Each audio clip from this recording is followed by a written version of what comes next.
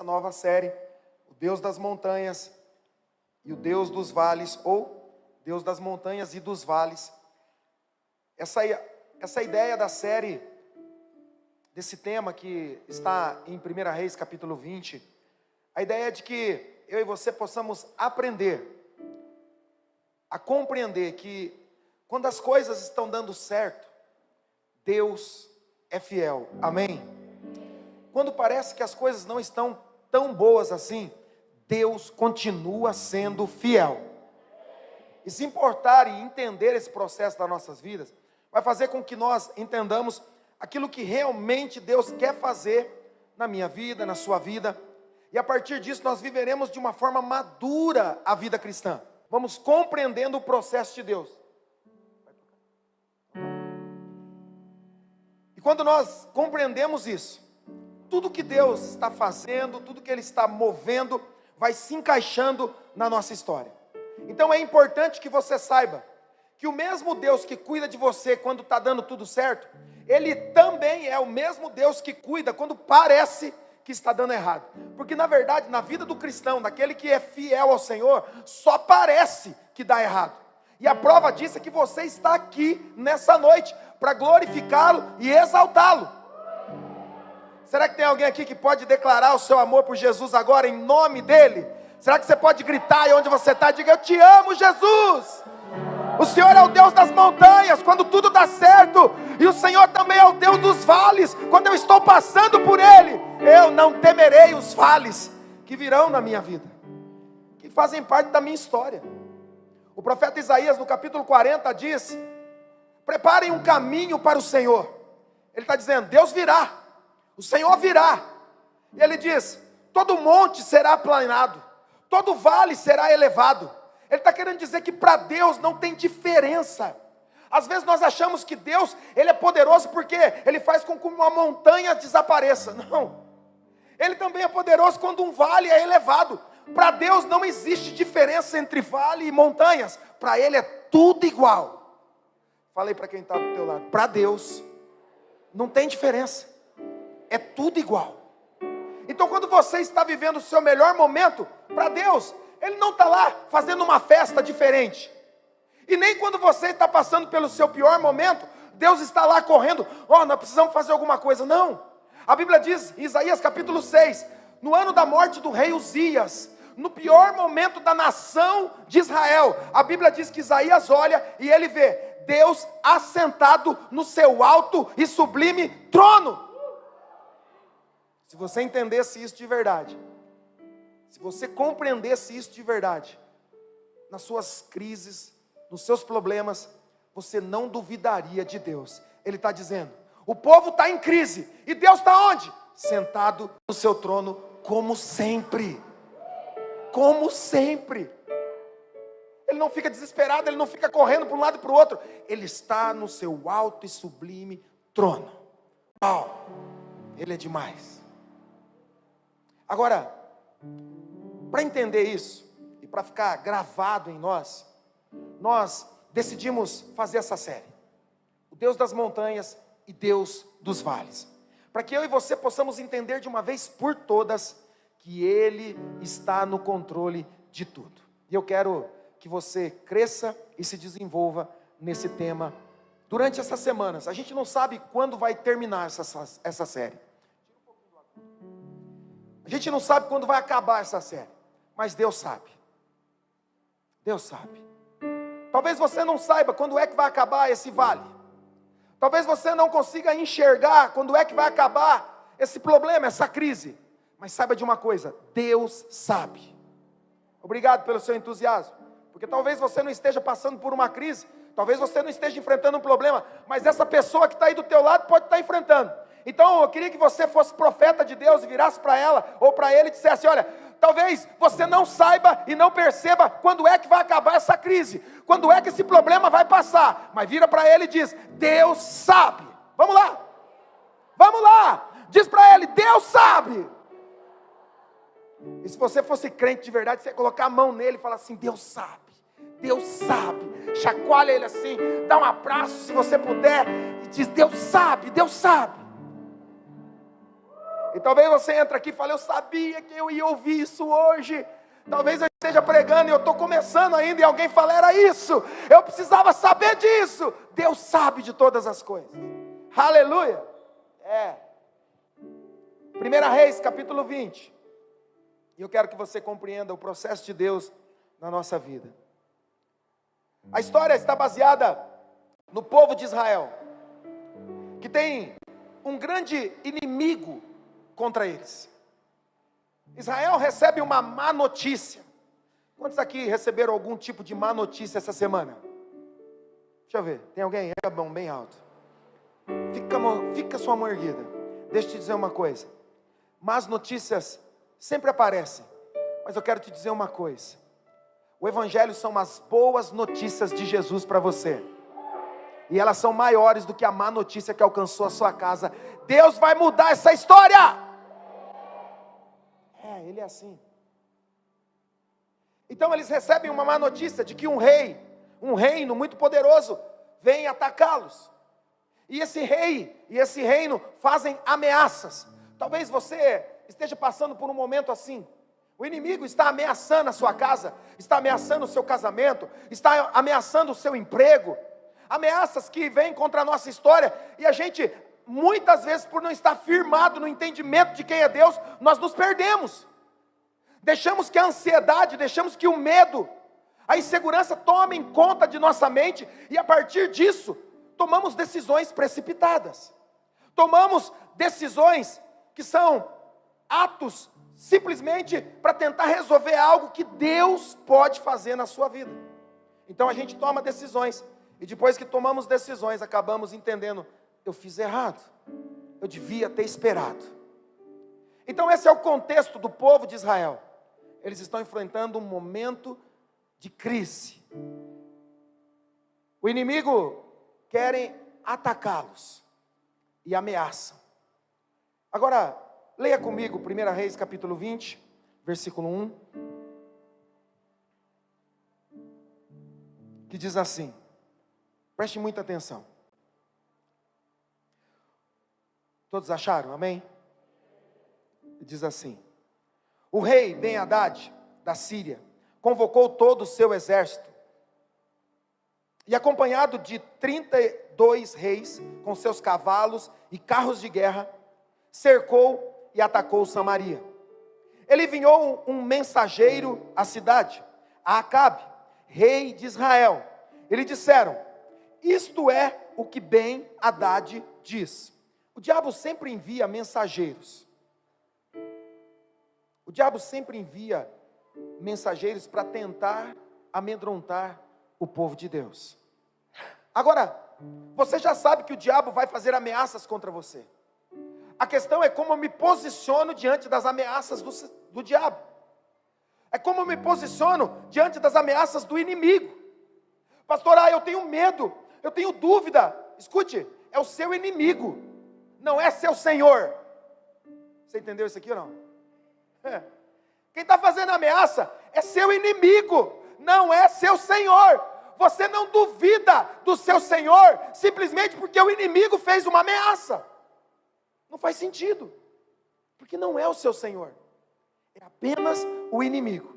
Agora, quando eu não controlo as minhas emoções, quando eu não tenho confiança e entendimento de que eu posso levar a Deus as minhas lutas e as minhas necessidades, antes mesmo delas surgirem, quando eu não compreendo isso, o que eu faço? Eu tomo decisões precipitadas. Então o inimigo faz uma ameaça contra a sua casa, contra a sua vida. E se você não está firmado em quem você é no Senhor, e quem é o seu Deus, você reage. E o que o inimigo espera é que você reaja. Escute, não encontre pessoas que dizem, o inimigo me atacou, eu reagi. Você errou. Porque você não deve reagir a um ataque de Satanás. Você reage às bênçãos do Senhor. É isso. Então ele diz, assim diz Ben-Hadad, assim diz o inimigo. O que o inimigo diz? Versículo 3, sua prata e seu ouro são meus. O que ele está dizendo? Todos os seus bens são meus, material. Mas não acabou aí. O melhor de suas mulheres, esposas e filhos também. O inimigo está dizendo: me dá tudo que você tem. Me dá o seu ouro, me dá a sua prata, me dá as suas mulheres, me dá os seus filhos, tudo isso é meu. E é incrível, porque qualquer um de nós poderia estar dizendo assim: eu não concordaria com isso. Pergunta aí para quem está do teu lado: você concordaria com isso? O diabo fala assim: me dá seus filhos. Você fala: tá, pode levar. Me dá as tuas finanças. Pode levar, é seu. Você faria isso? Mas o rei de Israel fez. O rei de Israel diz assim: assim respondeu o rei: que seja conforme tu dizes, ó rei, meu senhor. Eu e tudo que tenho somos teus. Uau! Ele nem ao menos cogitou não aceitar um acordo com o inimigo. O inimigo disse: tudo que você tem vai ser meu. Ele disse: tá bom. Seu casamento é meu, tá bom. Sua família é minha, tudo bem. Seu dinheiro é meu, é seu. O rei de Israel, o rei do povo de Deus, ele aceita uma oferta do inimigo. Agora a pergunta que você tem que fazer é: por que ele fez isso? E se você trouxer para a sua história, a pergunta é: que tipo de acordo você tem feito com o inimigo? Que tipo de acordo você tem feito com o inimigo quando ele declara algo que parece perigoso para você? Não, eu não faço acordos.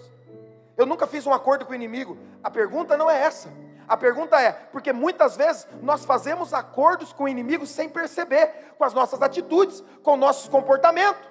Exemplo: se o inimigo ataca a sua casa, como é que você reage? Não, eu reajo, eu fico desesperado, eu fico preocupado. Então você está fazendo um acordo com ele, porque o diabo é o pai da mentira. Se ele declara algo contra você, isso não quer dizer que vai acontecer. É apenas uma ameaça que o diabo não pode cumprir.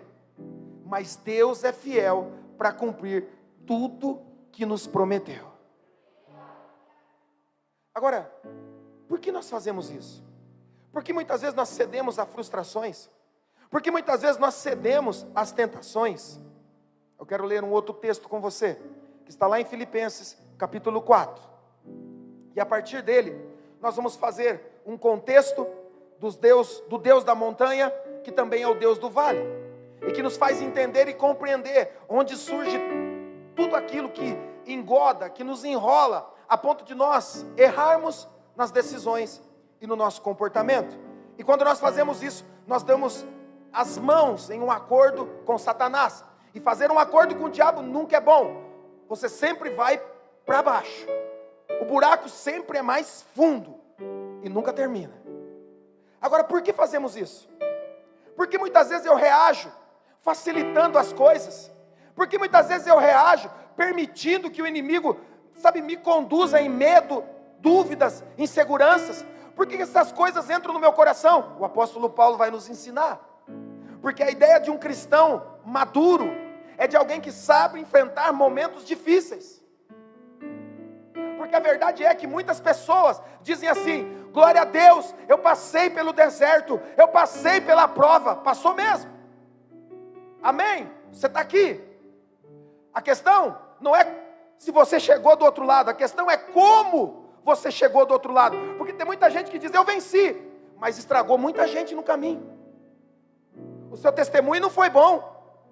O seu testemunho não foi fiel. Reclamou, duvidou, murmurou, falou mal. E aí no final das contas acabou passando. Mas causou mais estrago do que a própria crise que estava enfrentando. Então isso não é um testemunho fiel. Agora, por que a gente reage assim? O apóstolo Paulo nos ensina. E se você não aprender isso, escute. Se você não aprender isso hoje, você vai repetir ciclos na sua vida, na sua existência. Nós terminamos ontem uma estação. Por isso eu disse: olha, coloca algumas flores lá, coloca flores. Eu quero que esteja muito florido. A gente colocou essas samambaias aqui, está muito legal. Tem mais lá frente. A semana que vem nós queremos colocar mais cores. Porque você precisa entender, Deus nos conduz em cada fase da nossa existência, amém?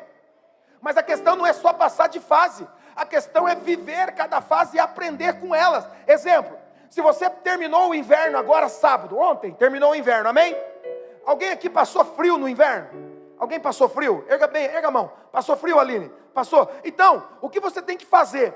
Entender que esse inverno te ensinou uma coisa. Você precisa de uma coberta melhor. Você precisa de uma blusa melhor. Sim ou não? Se você passou frio, o inverno tem que ter te ensinado. Porque agora está calor. Você fala assim, agora não preciso de blusa. Mas o inverno vai voltar. Fala para quem está do teu lado, o inverno vai voltar. O ano que vem tem inverno de novo. É inverno, primavera, outono e verão. É isso mesmo? Primavera, verão? Não, é primavera, verão e outono, né? Então entenda, a fase não é simplesmente passei de fase. Grande coisa, se não aprendeu nada, vai passar dificuldade na próxima vez que essa fase surgir. Está pegando isso aqui, irmão? Está pegando isso aqui? Porque tem muita gente aqui que eu estou olhando, que está vivendo a fase desgraçada. Verão, inverno, é a mesma coisa, nunca sai daquilo. Nunca muda. Passa outono, verão, inverno, primavera, e é a mesma crise, é o mesmo problema, é a mesma rejeição a tudo aquilo que Deus tem para a vida dele, pelas suas atitudes e comportamentos imaturos. E é por isso que nós dizemos, Deus é o Deus da montanha, deu certo. E quando eu estou no vale, eu digo, cadê Deus? Ué, Deus está no alto sublime trono, Ele continua sendo Deus. É você que deixa de acreditar que Ele continua sendo Deus. Então está na hora da gente crescer, está na hora da gente amadurecer, porque senão você vai viver uma montanha russa espiritual. Uma hora está bem, uma hora está mal, uma hora está bem, e na verdade, uma hora está mal e uma hora está pouco menos mal, porque nunca está bem, nunca está bem, porque não é possível, se a gente estiver bem, a gente não aprende a viver naquele contexto. Se eu disser, puxa, está dando tudo certo, eu aprendi a viver naquele contexto, eu não quero mais passar por aquele momento difícil, eu aprendi. Qual é a melhor condição para a vida de um homem e de uma mulher? Se eu passei por uma fase difícil e aprendi com ela, eu não quero mais viver ela. Ou alguém aqui quer passar de novo pela mesma dor que venceu em Cristo Jesus? Não, eu queria sentir de novo, porque foi tão bom aquela dor. Pelo menos as pessoas me perguntavam, o que você tem?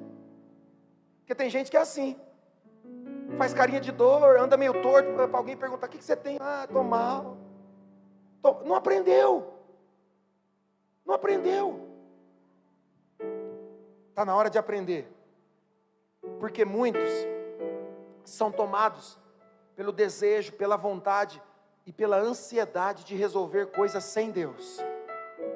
Pela ansiedade de resolver coisas sem Deus. Filipenses 4 diz assim, acompanhem comigo, não andeis ansiosos por coisa alguma, mas em tudo, pela oração e súplicas e ações de graça, apresente seus pedidos a Deus. E a paz de Deus, que excede todo o entendimento, guardará o coração e a mente de vocês em Cristo Jesus.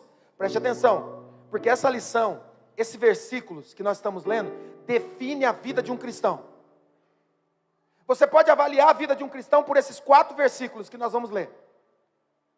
E você consegue medir o tipo de cristianismo que essa pessoa vive por esses versículos. Presta atenção que no final desse culto você vai sair daqui avaliando a sua própria vida. E também vai andar por aí dizendo, agora eu entendo por que aquela pessoa fala isso. Agora eu entendo por que ela reage dessa maneira. Você vai compreender os níveis de pessoas, a forma que elas vivem o cristianismo. Porque erguer as mãos e dizer que Ele é o Deus que me salvou é maravilhoso, Ele é o Deus.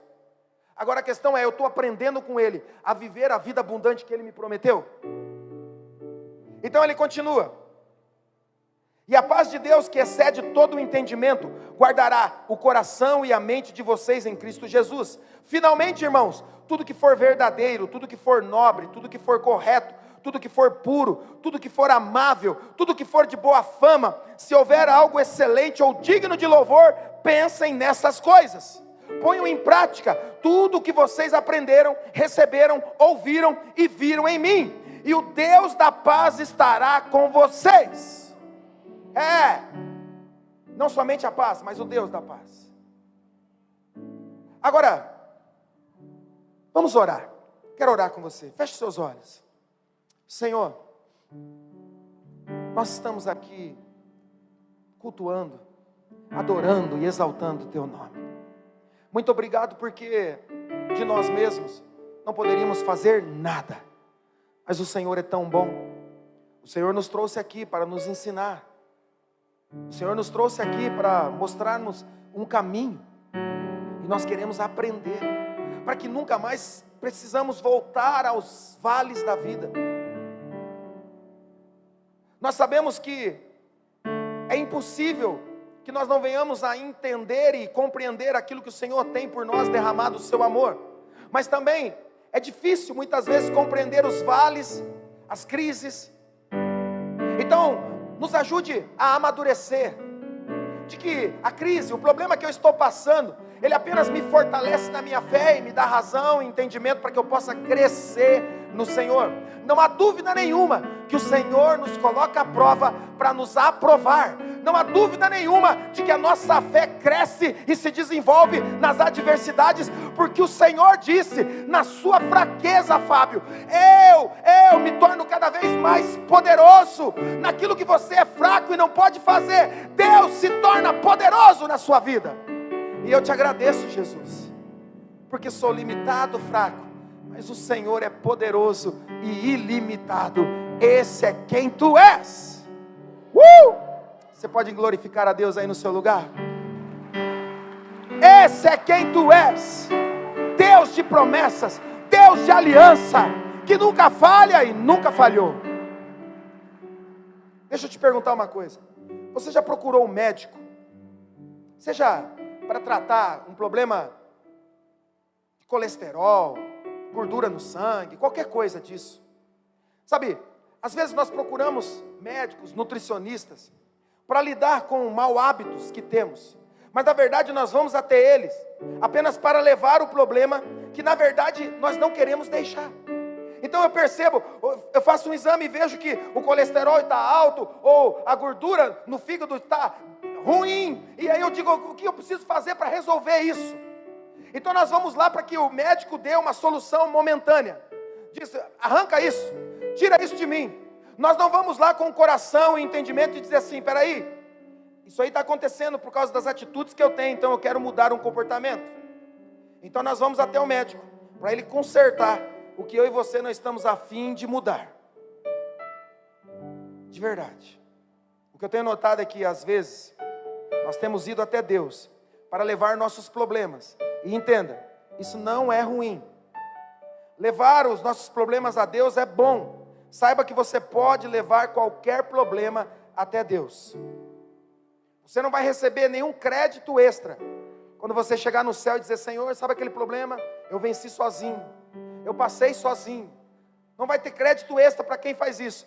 Agora, ser grato por um Deus maravilhoso, um Deus tão bom, que não impede eu e você de irmos até Ele com as nossas crises.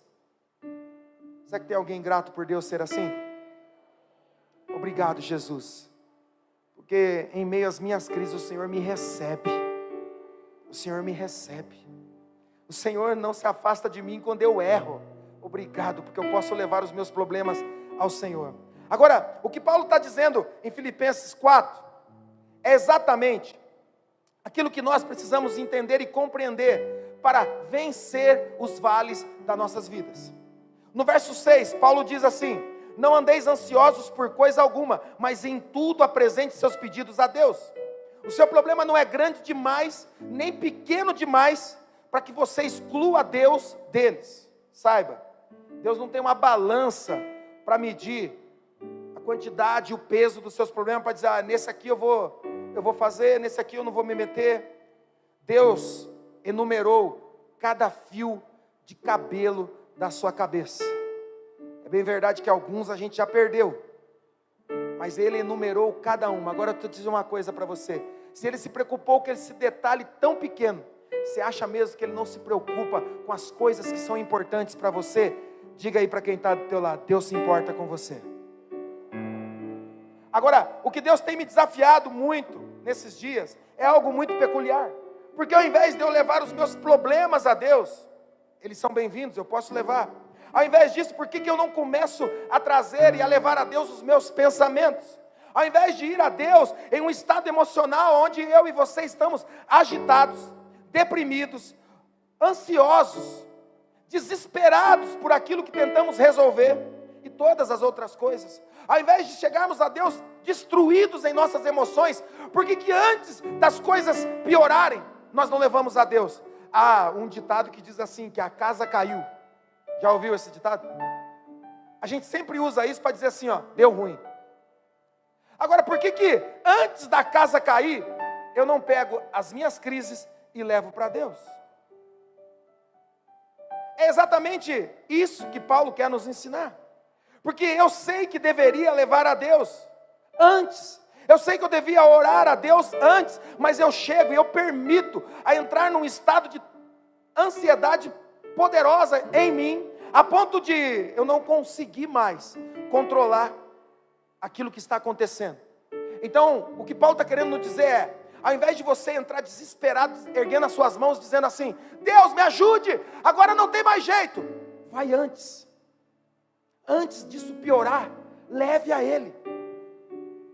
Ao invés de dizer, Deus, apenas suma com isso, resolva isso. É tipo o médico, quando você vai para ele tirar uma parte de alguma coisa que está fazendo mal na sua vida, mas que você não quer deixar. Exemplo, a gente quer melhorar a nossa vida física, o nosso modo físico, mas a gente não quer deixar os hábitos.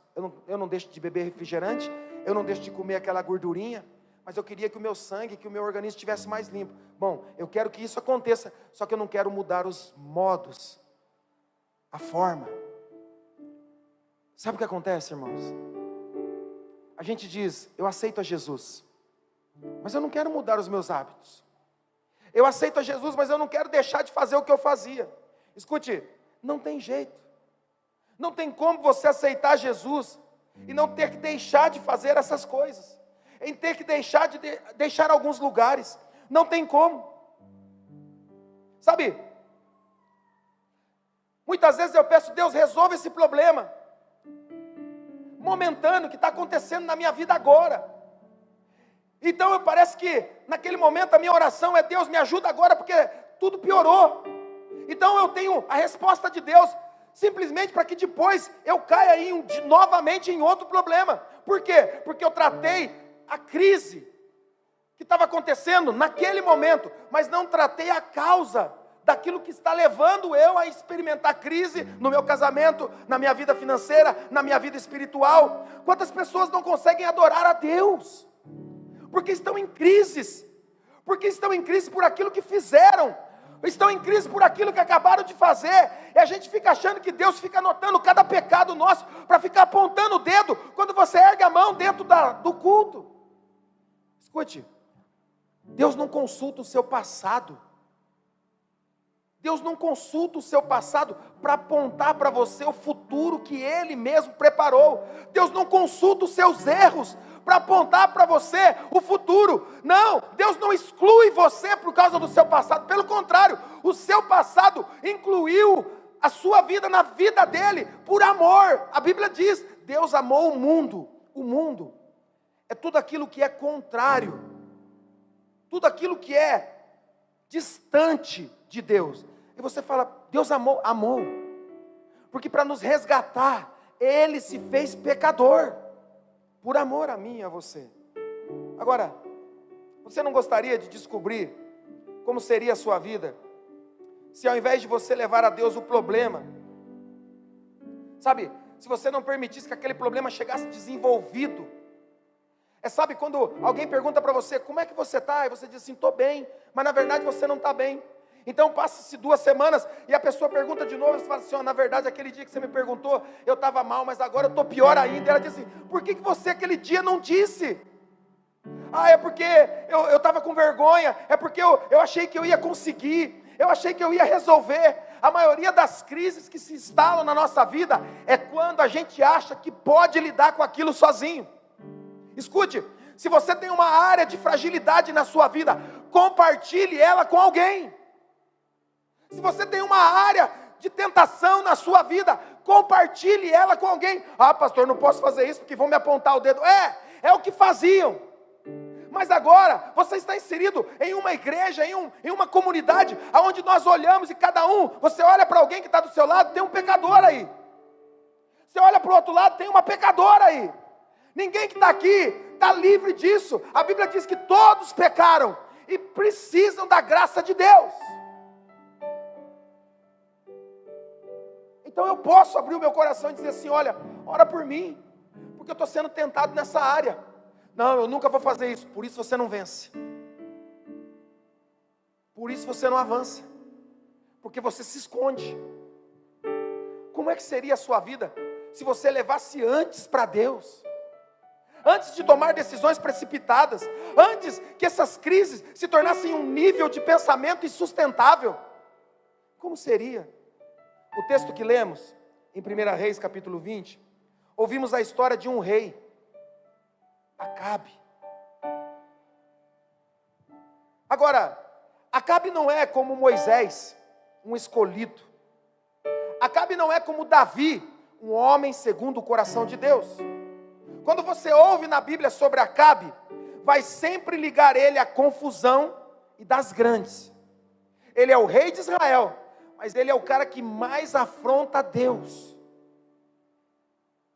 Toda vez que você ler na Bíblia sobre Acabe, você vai ler sobre problema, sobre crise, sobre pecados. Isso serve para alguns de nós, que pensam ser muito maus. Gente que pensa: eu errei tanto, Deus não vai me abençoar. A Bíblia diz em 1 Reis 16 que Acabe foi o rei mais perverso que existiu em Israel. Mais perverso. E Deus lhe deu vitória. Agora, se Deus fez por Acabe o rei mais perverso, será que Ele não pode fazer por você? Será que Ele não pode mudar a sua história? Eu estou dizendo tudo isso para que você olhe e perceba que o rei de Israel, o rei do povo de Deus, ao ser ameaçado, não há nenhum registro no texto. Você pode ler, leia de novo, e você vai ler e não vai encontrar nenhum registro de que o rei de Israel, ao ser ameaçado pelo inimigo, orou a Deus. Ele não perguntou a perspectiva de Deus. Ele é o rei de Israel e não ora para Deus diante das suas crises. E você diz: é impensável isso. Como ele pode ser o rei de Israel e não orar a Deus pelas suas crises, para tentar resolver, para ver o que Deus vai falar? Pois é impensável isso. Agora, esse texto, Acabe, representa muito a nossa história. Quantas coisas você já decidiu sem que Deus pudesse ter a chance de te mostrar um caminho? Quantas coisas você já resolveu sem perguntar para Deus? Quantos relacionamentos você já começou sem antes orar a Deus? Quantas decisões sobre o que fazer, o que comprar, você já fez sem antes perguntar a Deus: eu devo fazer isso? Não, pastor, isso aí tem coisa que a gente não precisa nem perguntar, é de Deus. As mulheres solteiras aqui, deixa eu ver. Solteiras. Olha só. Pastor, loiro, 1,90 m, olhos verdes, rico, é de Deus. Eu nem perguntei, é de Deus. E vai se meter num rolo que vai durar a vida toda. Porque se você casa, tem uma parte lá que você diz: até que a morte... Você lembra bem, né, Jéssica? Lembra? Simplesmente porque não perguntou para Deus. Glória a Deus por aquelas moças e rapazes que oram e perguntam a Deus: isso aqui é laço ou é abraço? Às vezes é laço só, irmão, e você está se metendo num rolo, num problema. Sabe, as emoções nos levam a tomar decisões de 1 minuto que vão demorar anos para se resolver, e algumas não se resolvem mais, simplesmente porque eu não pergunto para Deus. Não é incrível que Acabe sendo o rei de Israel, não consulta a Deus? E que ele entregou tudo sem reclamar, Entregou de primeira. Me dá sua família, pode pegar, diabo, é seu. Me dá seu carro, pode pegar, diabo, é seu. Seus filhos, é seu. Seu dinheiro, é seu. Não, pastor, eu nunca faria isso. Cuide, porque as suas atitudes muitas vezes estão dizendo isso, fazendo acordos com Satanás, sem que você perceba, sem que você ache, não, mas eu não apertei a mão, não valeu. Isso aí é só na escola, na quinta série, irmão. Esse negócio que eu não apertei a mão, não valeu, é da quinta série. O diabo, ele trabalha com legalidade. Se você anda em uma vida de pecado, se você anda sem consultar a Deus, a legalidade que você está dando para Ele é essa. Quantas vezes nas nossas vidas tomamos decisões, e depois de tomar decisões, nós vamos até Deus dizer: Senhor, resolva isso para mim. Nós fazemos acordos com o inimigo, e depois pedimos para Deus resolver os acordos que nós fizemos com o inimigo. Nós fizemos sem ao menos consultar a Deus. Só queremos levar a Deus os resultados dos nossos hábitos. Eu quero levar a Deus os resultados das minhas escolhas, sem ao menos dar a oportunidade dele me dar uma direção. Vamos lá. Alguém aqui já orou e Deus te deu uma direção sobre algum assunto? Deixa eu ver, alguém já fez espiritual aí, alguém bem crente? Olha só. Alguém, erga a mão bem alto, meu irmão. Deixa eu perguntar, deu certo? Deu certo? Por que você acha que deu certo? Porque foi Deus. Pergunta aí para o vizinho que está do teu lado: eu devo comprar um carro financiado? Pergunta aí, fala, vai, pode comprar, Deus é fiel. Vai dar errado. Pergunta aí: eu devo mudar de serviço? Esse serviço não presta não, esse emprego aí, passa para lá. Pergunta, vai dar errado. Agora, perguntou para Deus e Deus te respondeu, nunca vai dar errado. Irmão, o que eu tenho encontrado de gente que fala assim: pastor, Deus falou. Eu falo assim: manda bala. Manda bala. Deus falou, manda bala. Ele vai. Daqui a pouco ele volta. Deu tudo errado. Eu falo assim: então não foi Deus que falou. Não foi Deus. Não. Deus não é homem para que minta, nem filho do homem. Ou você ouviu outro Deus, ou não ouviu, e ouviu apenas o seu coração. Sabe o que eu digo sobre concordar com o inimigo? Isso surge nas nossas vidas em forma de ansiedade. Ansiedade de querer resolver, de dar solução às questões que só Deus pode resolver. Alguns anos atrás, a maior crise humana era emocional, era depressão. O que você olhava e sabia das histórias de pessoas em depressões, elas existem até hoje. Muita gente ainda está preso na depressão, e nós somos instrumentos de Deus de cura na vida dessas pessoas, amém? Mas hoje a crise que se instala é a crise da ansiedade. A ansiedade traz pânico, a ansiedade traz medo, a ansiedade traz dúvida. O que mais aparece hoje: pastor, fulano teve uma crise de ansiedade, fulano teve uma crise de ansiedade. A pergunta é: como eu posso resolver isso? Será que a ansiedade está na Bíblia? Será que esse negócio pode ser resolvido com Deus? É exatamente isso que fez o rei de Israel tomar uma decisão a favor do inimigo, sem consultar a Deus. A ansiedade de resolver algo, de se posicionar e acabar com aquela dor, com aquele sofrimento, faz com que eu e você tomamos decisões erradas. Exemplo: alguém foi ferido nas emoções, em um relacionamento, foi machucado, traído. Então o que ele faz?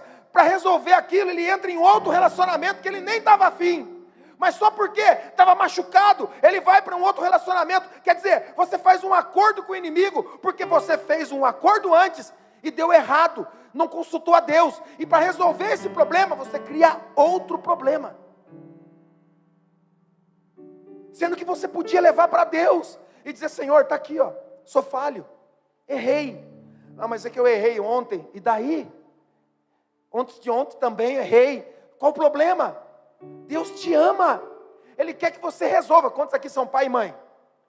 Fica a mão erguida. E o filho e a filha só errou uma vez. Está a mão erguida por quê, Josi? Só errou uma vez. Seu filho só errou uma vez na vida. É isso? Não. E quantas vezes você deixou? Ó, meu filho, é a última. Tem muito pai que fala isso. Eu nunca falei, graças a Deus. É a última vez. Acabou. Não passa 5 minutos, o miserável faz de novo. E você fala, agora sim é a última, hein? Agora, que lá não era, mas agora é. Quem conhece alguém que já escutou isso uma vez ou mais de 2, 3? Cutuca-se, erga a mão. Já falou, agora eu mato. Se fizer de novo, faz de novo. Porque Deus nos ama, Ele também olha para nós. Se nós que somos maus, sabemos perdoar os nossos filhos, quanto mais a Deus. Deus te ama. Ah, você não entendeu isso. Eu vou fazer algo poderoso aqui. Vira aí para quem está do teu lado e fala para ele assim, Deus te ama. Faz o coraçãozinho assim, Breno. Agora deixa eu te dizer um negócio. Se eu ficar falando para minha esposa, escute, isso é maravilhoso. Porque se eu ficar falando para minha esposa, eu te amo, e ela sabe que eu amo ela. Mas para que ela compreenda isso de verdade, eu preciso ter atitudes de amor por ela, sim ou não? Porque se eu falo, eu te amo, eu falo, deixa para lá. Se eu falo, eu te amo, mas não faço aquilo que agrada o coração dela, então quer dizer, eu estou dizendo com os meus lábios que eu amo, mas as minhas atitudes estão dizendo outra coisa, amém? Então quando alguém fala para você, eu te amo, cuidado.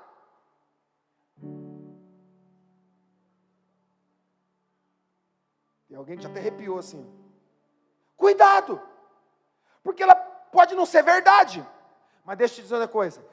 Por isso que eu falei para você dizer para a pessoa que Deus ama ela.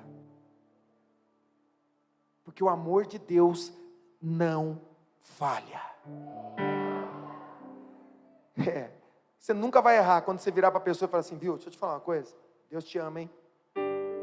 De verdade, Ele te ama. Nunca vai errar. Deus te ama. Então, para resolver isso, eu preciso olhar para a Bíblia. Talvez você já tomou decisões precipitadas, porque a ansiedade tomou seu coração.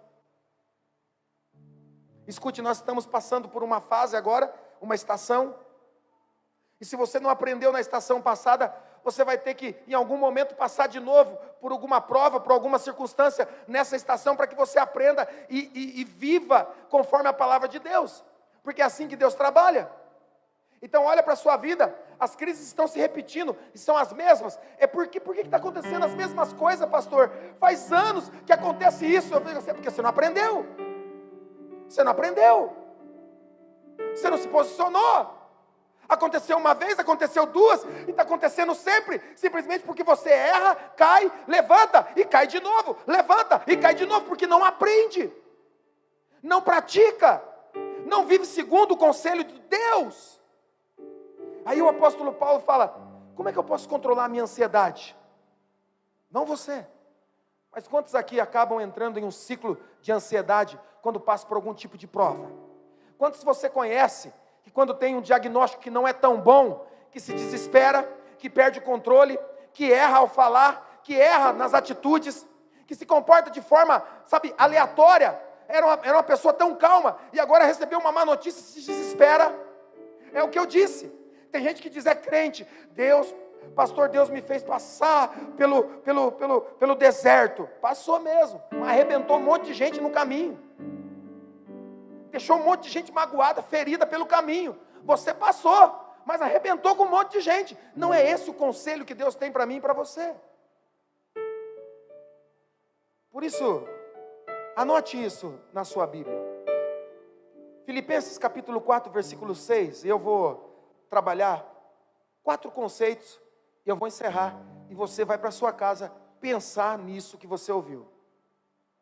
A primeira coisa está no versículo 6. Como é que eu posso controlar isso? Quando eu vejo, eu já fiz. Quando eu vi, já falei. Porque alguém diz assim, eu não tenho problema de ansiedade.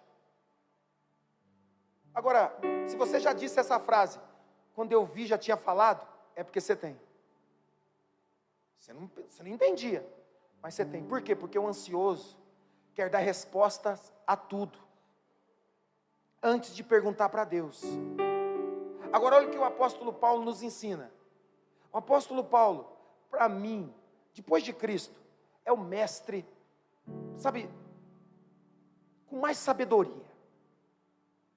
Salomão está lá no Antigo Testamento, é maravilhoso, mas Salomão está tão distante da nossa realidade hoje, não na fé, mas no entendimento, na compreensão das coisas. Agora o apóstolo Paulo não. Paulo parece ser mais raiz com a gente. Paulo fala assim, olha como é que Paulo parece com a gente. Ele diz assim, maldito homem que sou. O bem que eu devia fazer, eu não faço. E o mal que eu não devia fazer, este eu faço. Alguém aqui se identifica? Cutuca assim, vai a mão. Você vive fazendo coisa que não devia. Vive falando que não devia. Mas não quer admitir, né, irmão? Deus não pode mudar aquilo que você não quer deixar. Deus não aplica força para mudar. Deus aplica poder, que é diferente de força. Versículo 6. Olha o que Paulo diz. Não andeis ansiosos por coisa alguma. Paulo está dizendo, antes de você começar a caminhar em direção a querer dar solução para essa crise, para. A negativa está antes do verbo. Ele está dizendo, andem ansiosos, mas depois ora a Deus. Não, ele está falando, não andeis. Se você está ansioso, não sai de casa. Não tenta resolver o problema. Não tenta resolver aquela crise no casamento. Não tenta dar direção diante das crises. É a realidade de que quando eu estou no meio da confusão, eu vou me tornar parte da confusão. E você fala, não, eu não, pastor, eu consigo. Bom, o profeta Isaías, no capítulo 6, profeta Isaías, ele diz assim, maldito homem que sou, habito no meio de um povo de lábios impuros, e os meus lábios são impuros. Irmão, se Isaías disse que os lábios dele eram impuros, você imagina o nosso. E a gente quer dizer assim, eu não passo por esse tipo de circunstância. Passa, você só não admite. E porque não admite, não muda. Porque se você admitir, você muda. Porque ninguém em sã consciência vai entender, meu Deus, como que eu faço um papelão desse? Olha no espelho a sua reação. Olha, grava, coloca uma câmera e grava as suas reações diante das crises que surgem. E você vai olhar para você e vai dizer assim, peraí, eu preciso mudar. Eu sou crente. Eu sou um homem e uma mulher de Deus. Paulo está dizendo, não ande ansioso por coisa alguma. E a pergunta é, como eu faço isso? Eu estou louco para comprar o telefone, o iPhone 15. Segura. Aí você fala, eu vou me controlar. E vai na loja ver o preço. E vai ver quantas vezes faz. Isso não vai ajudar você. Paulo está falando, não andeis ansioso por coisa alguma. Mas em tudo pela oração. Olha o que ele está dizendo. Em tudo pela oração. Você fala, pastor, agora sim. Eu sou assim. Quando eu estou em crise, quando eu tenho um problema, eu vou lá e começo a orar. Deus, resolva isso. Deus, muda isso. Mas não é isso que Paulo está dizendo. Paulo está dando um processo para a mudança da sua vida, para a mudança das suas emoções. Não é apenas uma coisa. Preste atenção. Ele diz assim no versículo 6. Não andeis ansiosos por coisa alguma, mas em tudo, pela oração. Repita comigo. Oração, súplica e com ações de graças. Faça o quê? Apresente seus pedidos Pega esse processo. Quantos aqui oram diante de uma crise? Deixa eu ver. Ok? Isso é bom. Agora olha o que Paulo está dizendo. Você está orando, pedindo para Deus resolver um problema, não vai funcionar. Não, pastor, o que é isso? A Bíblia diz, não. Paulo está ensinando um processo. Paulo está dando uma chave de acesso de como essa situação vai mudar na sua vida. Preste atenção, sempre esteve aqui, em Filipenses 4, capítulo 6, sempre esteve aqui, mas a gente não enxergava. Olha o que ele está dizendo, em tudo pela oração. O que é oração? Oração, anote, é intimidade e relacionamento com Deus. Pela oração eu converso com Deus, eu gero um relacionamento com Deus. A oração não é pedir as coisas. Pastor, eu estava aqui no altar, orei, pedi, já errou. Porque oração não é assim. Ninguém começa um relacionamento do dia para a noite. Relacionamentos são estar com a pessoa, conversar com ela, dia após dia. Relacionamentos não começam do dia para a noite. Alguém chega, mãe, conheci um rapaz, é ele, mãe, é o anjo da minha vida. Agora estou apaixonada. Está apaixonada nada, irmão? Nenhum relacionamento começa do dia para a noite.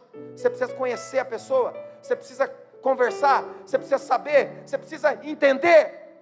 Nenhum relacionamento começa do dia para a noite, porque se você chegar, é agora, aconteceu, vai dar errado. Porque você está indo nos seus anseios, você só está olhando para os seus desejos. Paulo está dizendo, não anda ansioso, não anda ansioso. Como é que eu faço? Oração, primeira coisa, relacionamento com Deus. Oração é relacionamento com Deus. Quem entendeu diz amém. O segundo passo ele diz, com súplicas. O que são súplicas? Necessidades. Eu estou suplicando. Exemplo, se eu entro na presença do rei e eu tenho uma necessidade, eu falo, rei, eu suplico a você, me ajuda nessa crise. Primeiro eu crio um relacionamento com Deus, entendeu? Eu crio um relacionamento com Ele. Depois de criar esse relacionamento com Deus, eu vou falar com Ele da minha crise. Eu posso falar com Ele do meu problema. Escute, com quem você compartilha a sua crise? Você vai no ônibus, olha para a pessoa que você nunca viu, fala, é com ela, eu vou falar com ela. É assim que você faz? Você procura gente que você conhece. Seu pai, sua mãe, seu pastor, seu líder. Então eu vou compartilhar a minha crise com aquele que é íntimo meu, entendeu? Eu compartilho o meu problema com aquele que é íntimo meu. É aí que eu suplico. Depois de ter um relacionamento com Deus, eu faço uma súplica. Deus, olha para mim. Olha para essa situação. Olha o que o inimigo está dizendo. Olha o que as pessoas estão falando. Olha as críticas. Olha os comentários que estão falando de mim. Deus, olha. Mas eu tenho um relacionamento com Ele. É diário. Paulo está dando a receita de como funciona. Se você praticar isso, não vai falhar. Escute, pratique isso e não vai falhar. Não adianta nada você vir aqui todo dia, dobrar seu joelho e falar, Deus, me ajuda, me ajuda, me ajuda. Deus fala assim, nem te conheço. Como é que eu vou ajudar você? Eu não te conheço. Eu não te conheço. Primeiro você cria um relacionamento com Deus. Do relacionamento com Deus, você pode gerar qualquer outro relacionamento que vai dar certo. Agora comece um relacionamento sem Deus. E você vai ver onde você vai se meter. Paulo diz então, oração. Oração é o que mesmo? Intimidade, relacionamento. Ele diz, depois com súplica. O que é súplica? Necessidade. A minha crise, o meu problema. Mas não terminou ainda. Agora eu posso levantar e ir embora. Não!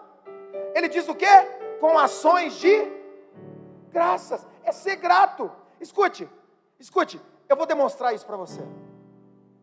Os 3 passos.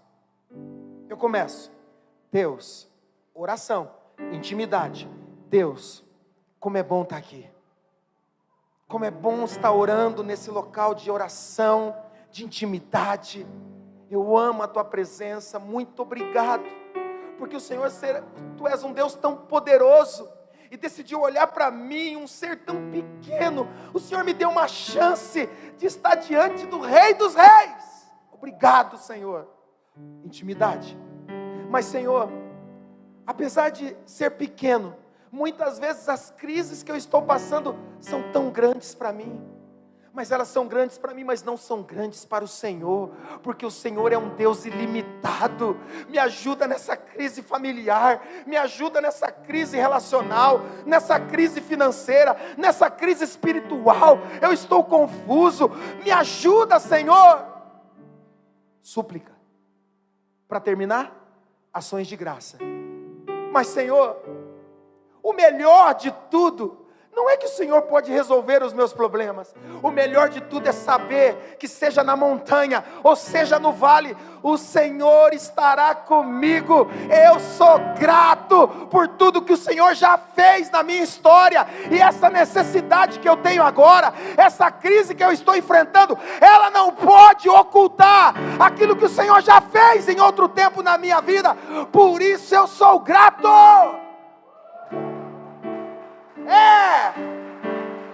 Vai funcionar.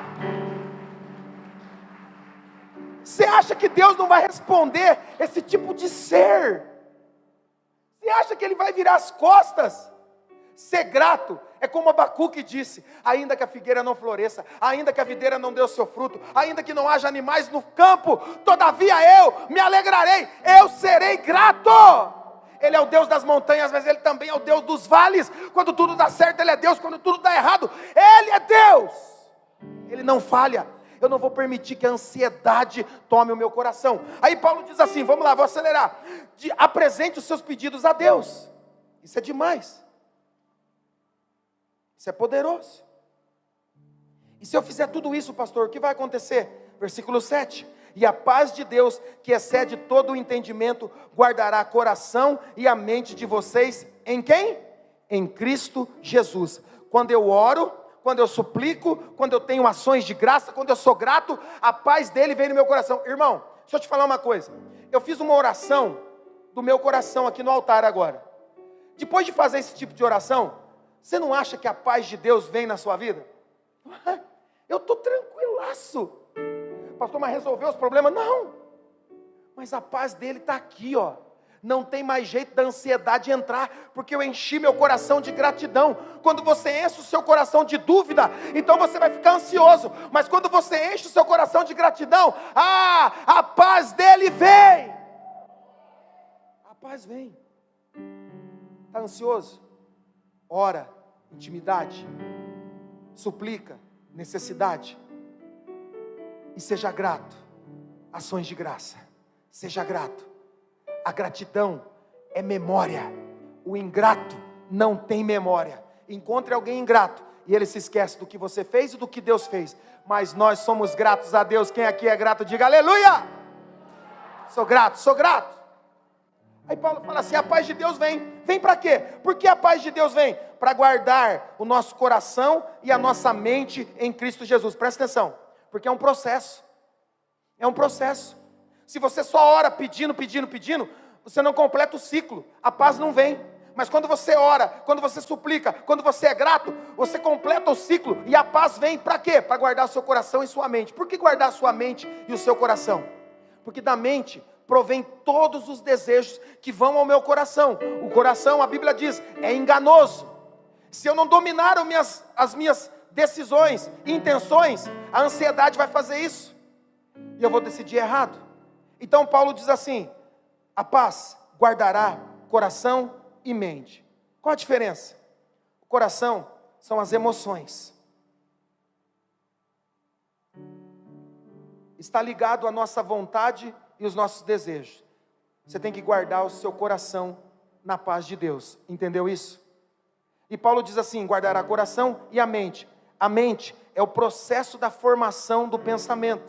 Agora, se eu trouxer para Deus as minhas crises, mas não permitir que o processo dele faça parte das minhas decisões, eu vou errar. Se eu levar para Deus, Deus, olha aqui o meu problema, mas não fizer esse propósito, esse processo de cura e de restauração das minhas emoções, eu vou errar. Sabe, todos nós sabemos que Deus é Deus do impossível, amém? Mas quanta coisa você já não achou que era impossível? Vamos lá, seja sincero. Já não teve uma situação que você falou assim, agora acabou. Não, mas Deus é Deus do impossível, irmão. Impossível é atributo para Deus. Se tem alguma coisa que é impossível, é atributo para Deus.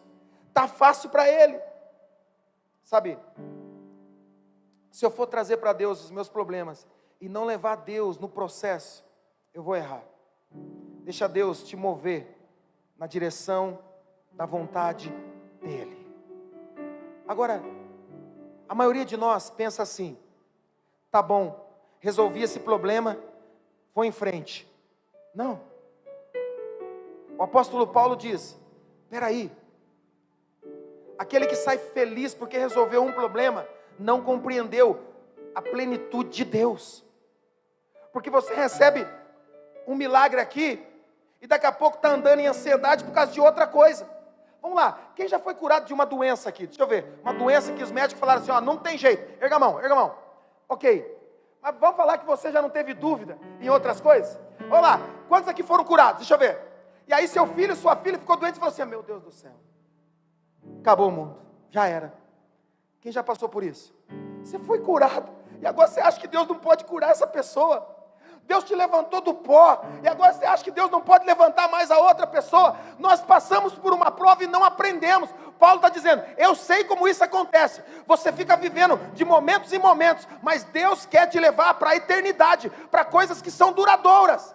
Então ele não para, porque a maioria de nós para quando dá certo. Você não entendeu isso aqui? Quem aqui já fez campanha por um milagre? Deixa eu ver, vamos lá. Fez campanha, deu certo, não deu? O que você fez depois que, quando aconteceu o milagre, o que você fez? Acabou a campanha. Vou orar todo dia, 4 horas da manhã, aleluia. Começou a orar, primeiro dia, segundo dia, terceiro dia, no 5º dia Deus respondeu, você fala, oh, aleluia. No 7º dia o que você faz? Dorme até 9 horas da manhã. Porque você falou, já deu certo. O apóstolo Paulo está dizendo, é por isso que você volta a ter outras crises. É por isso, o apóstolo Paulo vai dizer assim, eu sei estar em todos os momentos bem. Ah, como que você faz? Eu sei ter muito, sei ter pouco, sei passar frio, sei passar necessidade, sei passar por isso, sei ser rejeitado, sei ser amado. Ele passou por tudo isso, e no final ele fala, tudo posso naquele que me for. É porque ele entendeu os processos. Quando está tudo bem, ele continua firme. Quando está tudo mais ou menos, ele continua firme. Quando está tudo parecendo que vai dar errado, ele continua. Ele sabe lidar com as crises. Mas como ele faz isso, pastor? Está aqui. Paulo é o mestre que não guarda segredos. E eu amo gente assim. Eu tenho pavor de gente que fala assim, olha aqui, tem uma chave aqui, mas eu não vou falar agora. Eu quero matar. Mas como é que não vai falar, irmão?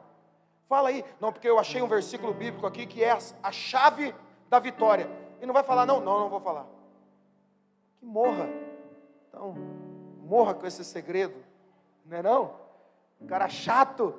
Paulo não, ele conta tudo. Ele fala, olha, você quer uma vitória momentânea? Eu sei como te dar. Ora, suplica e ação de graça. Isso é momentâneo. Toda vez, já pensou? Toda vez que você enfrenta uma crise, tem que fazer isso tudo de novo?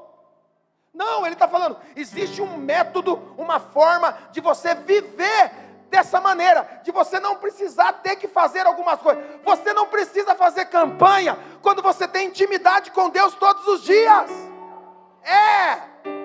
Você não precisa fazer campanha de vitória quando a vitória caminha com você todos os dias. A ansiedade vai embora. Paulo diz assim, como que você faz isso? Como que você consegue isso, Paulo? Versículo 8. Ele vai dizer, você teve uma vitória momentânea, eu quero te dar um segredo para ter uma vitória duradoura. Não é só momentânea, é duradoura. Versículo 8, finalmente, irmãos, preste atenção nisso. Você que tem crise de ansiedade, você que passa por momentos, que perde o controle, que acha que não tem jeito, que se lança num buraco escuro e não consegue sair de lá. Escute, Paulo está te dando a receita. Como que eu faço para viver plenamente todos os dias? Ele está dizendo, finalmente, irmãos, tudo que for verdadeiro, tudo que for nobre, tudo que for correto, tudo que for puro, tudo que for amável, tudo que for de boa fama, se houver algo excelente, digno de louvor, pensem nessas coisas. Sabe o que Paulo está te dando? Ele está te dando a maneira de criar novos caminhos no pensamento.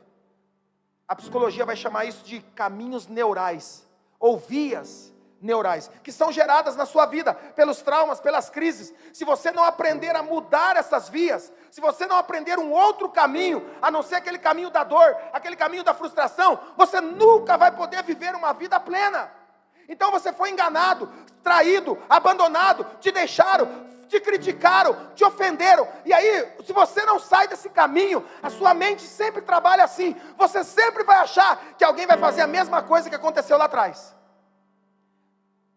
Sabe como é que você descobre gente assim? É aquela pessoa que diz assim, não confio mais em ninguém, não acredito mais na igreja. Sabe por quê?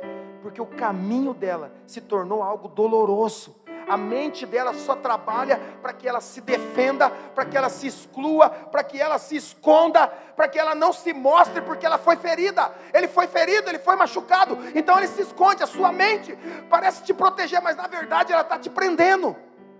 Não acredito mais em ninguém, não confio mais em ninguém. Paulo está dizendo, se você não mudar isso, vai ser isso que você vai viver a vida toda. Quantos são casados aqui? Deixa eu ver. Se você tem senha no seu celular que a sua mulher não sabe, ou que seu marido não sabe, você tem problemas de segurança, de relacionamento, e que não tem a ver com esse momento seu, tem a ver com o que você viveu antes, ou aquilo que foi gerado dentro do seu DNA, você trouxe isso para a sua história. Como eu mudo isso, pastor? Apóstolo Paulo, ele te dá o caminho, um novo caminho neural, é uma nova maneira de pensar. Como eu posso parar de pensar na crise? Como eu posso parar de pensar na ofensa? Simples, para de ficar assistindo 190, para de ficar no Instagram acompanhando, está gravando isso aqui, né? O informativo Fazenda, é só morte, é só desgraça todo dia, mas eu gosto de vocês, vou fazer que senão já vão falar mal de mim lá. Se você alimenta sua mente com dor, crise, séries que trazem, não me fala, irmão, que você gasta tempo com série e não gasta tempo com Jesus.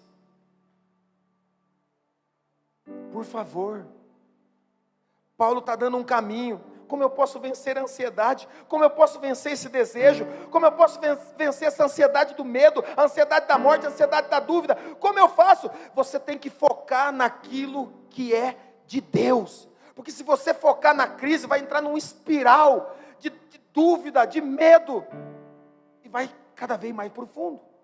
Mas se você mudar isso, e pensar naquilo que Deus colocou no seu coração, todas as manhãs, não tem como se frustrar. Sabe, eu conheço muita gente que gosta de colocar recados no imã da geladeira. Alguém faz isso? Sabe aquele papelzinho, recadinho no imã da geladeira? Pega lá e cola na geladeira. Quem já fez isso? Deixa eu ver. Já fez? Olha só, é por isso que sua vida é uma bagunça. Você não coloca na geladeira para ajeitar a sua vida. Começa a colocar lá o seu dia. Hoje eu vou fazer isso, vou ler a Bíblia, vou fazer. Não se organiza, por isso não cresce. Mas Paulo está dizendo assim, quer começar bem o seu dia? Não acorda vendo mensagem de WhatsApp. Acorda pensando em tudo que é verdadeiro. Uau!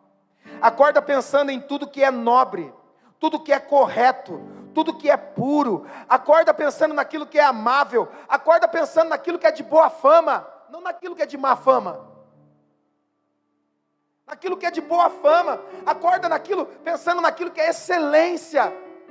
Acorda pensando naquilo que é digno de louvor. Quem é digno de louvor? Deus. Faz a sua manhã, essa receita, não tem como dar errado. Mas você acorda reclamando. Acorda querendo ver notícia, resultado de jogo. Acorda, não busca a presença de Deus. É claro que vai ter ansiedade. Paulo está dizendo, se você quer viver uma vida diferente, faça isso. E sabe o que vai acontecer? Quando você coloca isso em prática, as coisas mudam. Ele diz, quando você ora, quando você suplica, quando você faz ações de graça, você tem e recebe a paz de Deus. Mas quando você torna isso seu estilo de vida, escute, quando você transforma isso em seu estilo de vida, então não é a paz de Deus. Quando você pensa naquilo que é bom, naquilo que é saudável, naquilo que é puro, algo muda em nós. Nós se tornamos pessoas firmes, constantes. E aí no versículo 9, ele coloca algo que é sensacional. Coloca para nós lá. Ponham em prática tudo o que vocês aprenderam. Deixa eu te dizer uma coisa. Você não veio nessa noite para ouvir apenas. Você veio para colocar em prática. Fala aí para quem está do teu lado. Está na hora de você parar de ouvir e colocar em prática. Porque você vive dizendo, eu vou mudar com você, amor. Amor, eu vou parar de ser assim, mas não muda. Amor, não vou ter mais essa reação, mas não para. Eu vou te ajudar em tal área, mas não ajuda. Amor, eu não vou ser tão implicante com você, mas não para. Ele está dizendo, coloque em prática. Para de ficar falando, eu sei, mas não coloque em prática. E vai vivendo uma vida medíocre, sendo que Deus tem uma vida abundante para você.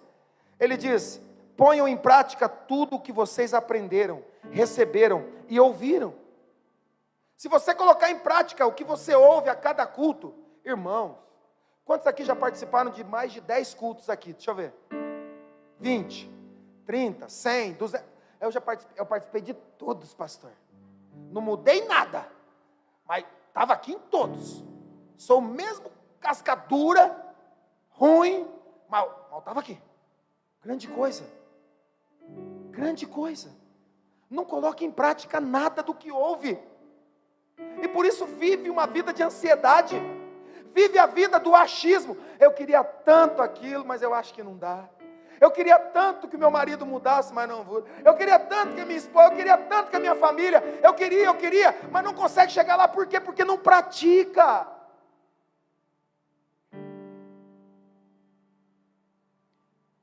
Ansiedade. Quando você entra no Instagram, eu gosto dessas loucuras. Eu tiro um tempo do meu dia para ver loucura de crente. Os profetas, eles falam assim: Deus falou comigo, o mundo vai acabar agora. Eu falei: isso é bom, eu quero ouvir. Eu fico lá ouvindo, eu dou risada, eu assisto de novo. Um cometa está vindo, vai colidir. Eu falei: esse é maluco, eu quero ouvir. Eu gosto das coisas loucas, porque tem gente que está assim, irmão, atrás de coisa doida, maluca. E eu gosto disso, porque eu fico pensando, onde está a fé dessas pessoas? Eles não conhecem o próprio Deus. Você está numa vida miserável, Deus prometeu abundância para seus filhos, amém? Vou falar de novo. Vive uma vida miserável e Deus prometeu uma vida abundância para os seus filhos e filhas, amém? E a gente acha que está normal. Pastor, porque bom vai ser lá no céu. Não! A Bíblia diz que o bom é agora. Eu verei com os meus olhos ainda nessa terra a bondade de Deus, diz o salmista. É para agora. Mas por que não vive? Porque não pratica. Paulo diz assim, põe um versículo lá, irmão. Paulo diz assim, verso 9: ponham em prática tudo o que vocês aprenderam, receberam e ouviram de mim. Se eu colocar em prática, o que vai acontecer? A paz de Deus virá? Não. A paz de Deus vem quando você pratica, quando precisa. É algo momentâneo. Mas o cristão verdadeiro, ele não recebe a paz, ele recebe o Deus da paz. Você não entendeu isso aqui não? Você não entendeu não? Se você vive uma vida onde você precisa ficar remediando sempre, agora eu vou fazer uma campanha, agora eu vou orar, agora eu vou pedir, você recebe a paz de Deus, porque Deus não rejeita a oração. Mas quando você pratica e vive uma vida de prática, de busca e intimidade com Ele, está lá, Paulo diz, depois do ponto que está ali, tem um ponto, não tem? Depois do ponto, o que ele diz? No 3, vamos lá, 1, 2, 3.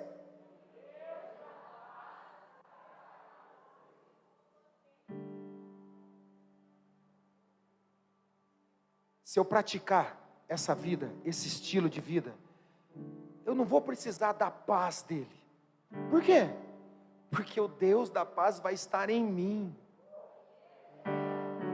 Você devia ser mais corajoso. Eu sei que está dentro aí uma vontade de falar: ei, aleluia! Um pentecostal está querendo sair aí de dentro. Não é não?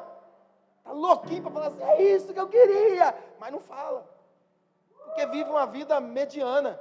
Está na hora da gente colocar para fora o nosso desejo de dizer: Deus, eu te quero mais. Eu não aguento mais viver de dia após dia. Eu quero viver a minha vida com o Senhor. Eu não aguento mais viver de campanha. Eu não aguento mais viver de semanas. Eu quero ter uma comunhão íntima com o Senhor todos os dias.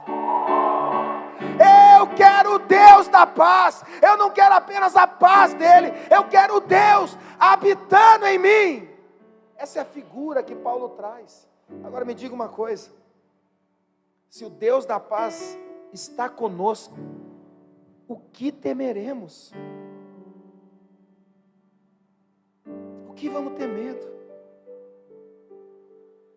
As pessoas que têm ansiedade e tentam resolver tudo do seu modo, elas ouvem muitas vozes dizendo: você não consegue, você não é nada, ninguém se importa com você,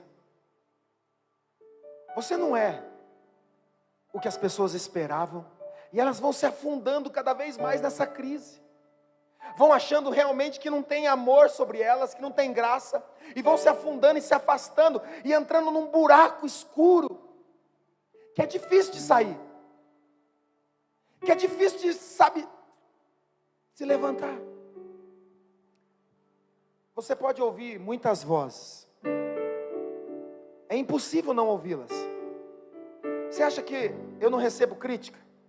É impossível, todos nós seremos criticados. Agora, você acha que eu também não sou elogiado? Sou. Eu vou ouvir várias vozes durante o meu dia, durante a minha semana. Você também. Você vai ouvir muitas vozes dizendo que você acertou, você errou, olha o que está acontecendo na sua vida, é culpa sua. Sabe, o que está acontecendo na sua casa é porque você é assim. Seu casamento está assim porque você tem essa atitude. Você começa a ouvir essas vozes e é impossível deixá-las de ouvi-las. Não tem como. Se você tapa os ouvidos, mesmo assim na sua mente essa voz está falando. E você diz, então, como eu posso mudar? A questão, irmãos, não é quantas vozes você está ouvindo, mas é qual delas você vai dar ouvidos. Não importa o que falam e quantas vezes te criticam, não importa o quanto a sua ansiedade vem dizer, você não é nada, você não é ninguém, olha aí você de novo fazendo isso, olha o que está acontecendo na sua casa por causa de você, porque você não reage, porque você não sai desse buraco, porque você não é forte, porque você é fraco, fraca, você é inconstante. Essas vozes vão estar ali. A questão não é quantas vozes você ouve, a questão é qual é a voz que você vai dar importância. Quem é que vai dirigir a sua vida? É a ansiedade? É o medo? É a dúvida? Ou é a palavra de Deus? Em 1 Reis, Acabe recebe uma notícia assim. Fique de pé aí para parecer que vai terminar.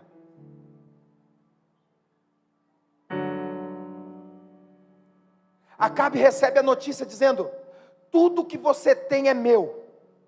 Eu vou acabar com a sua casa, eu vou acabar com a sua família, eu vou acabar com a sua vida, eu vou destruir você. E alguns que estão aqui, estão vivendo momentos como esse, pensando, não tem jeito. É exatamente isso que eu estou ouvindo. Escute isso. A questão não é a voz que você ouve, a questão é a voz que você dá importância. Porque da mesma maneira que Acabe ouviu Ben-Hadad dizendo, eu vou acabar com tudo que é seu. No versículo 13 de 1 Reis 20, uma outra voz se levanta. A voz que ele ouviu primeiro dizia, vai acabar. Sua vida, seus filhos, tudo que você tem vai acabar. Essa é a primeira voz.